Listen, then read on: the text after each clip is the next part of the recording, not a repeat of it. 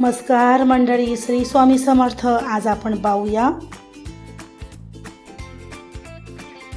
झणझणीत असे शेवग्याची शेंग आणि बेसनचे पिठले.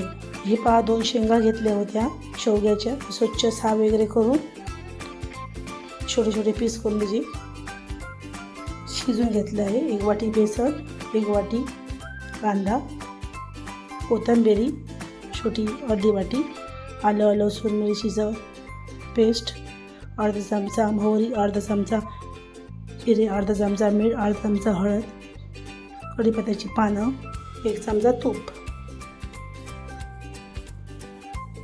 हे पहा, कढईमध्ये तूप घालून घेऊया. आणि बेसन 1 वाटी, छोटी वाटी घेतली आहे मी. ही शेवग्याची शेंग आणि बेसन घालून पिठले खूप छान होते. याला थोड्या थोड्या भागात बेसन आणि शेवग्याची भाजी पण म्हणतात. हे पहा, छानपैकी आपलं बेसन भाजून झालं आहे. त्याच कढईमध्ये आपण तेल घालून घेऊया. त्याच्यामध्ये मोहरी, जिरे, कढीपत्ता, छानपैकी परतून घेऊया.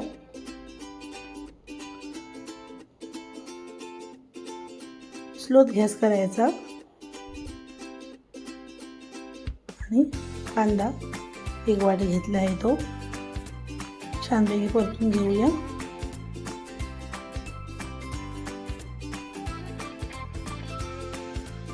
हे पहा,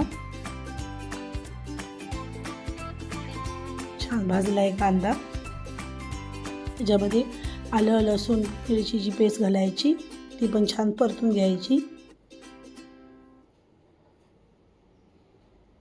त्याच्यामध्ये हळद आणि मीठ घालून घ्यायचं, ते पण छानपैकी परतून घ्यायचं. ही शेवग्याची शेंग आणि बेसनचं पिठलं खूप छान होतं, मस्त होतं. भाकरीसोबत, चपातीसोबत खूप छान लागतं. तोपर्यंत आपण बेसन भाजून घेतलं आहे ना, थोडं थोडं पाणी घालून आपण हे करून घेऊया. अशी पेस्ट कशी करून घेऊया, पातळ अशी. हे पहा, एकदम असं पातळ करून घ्यायचं.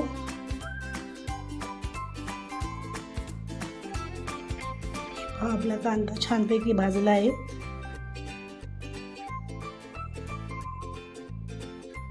घालते वेळी एकदम स्लो गॅस करायचा. आपण ते बेसनची पेस्ट करून घेतली आहे ना पातळ अशी, ती घालून घेऊया. थोडं त्याच्यामध्ये पाणी घालून घेऊया.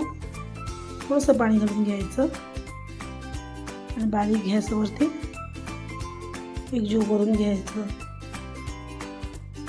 पहा, छानपैकी असं मस्त झालं आहे, शिजलं आहे ते.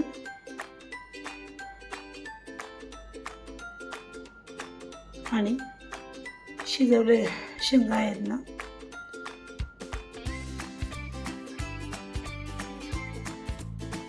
ते पण छानपैकी घालून घ्यायचे आणि एकजीव करून घ्यायचं. हे पहा, शेवगाची शेंग आणि बेसन घालून पिठलं तयार झालं आहे. वरून अशी कोथिंबीर घालून घ्यायची. खूप छान लागतं, मस्त लागतं. तुम्ही करून पहा माझ्या पद्धतीने. हे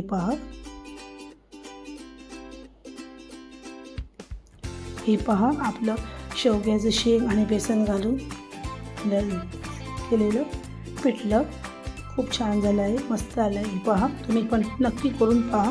व्हिडिओ आवडला असेल तर लाईक करा, शेअर करा, सपोर्ट करा. चला तर पुन्हा भेटूया अशाच एक छानशा रेसिपीसह. तोपर्यंत धन्यवाद.